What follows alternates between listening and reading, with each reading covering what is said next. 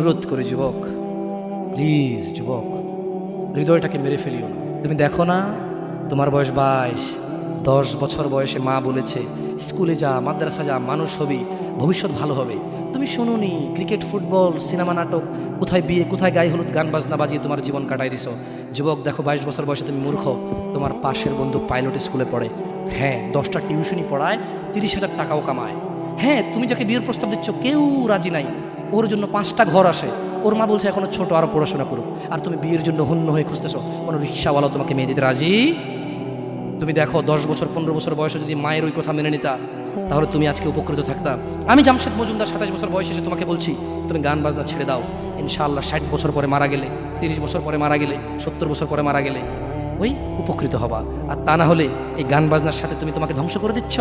যেদিন নিঃশ্বাস বন্ধ হয়ে যাবে সেদিন হলেও বুঝবা, বুঝতে তোমাকে হবেই।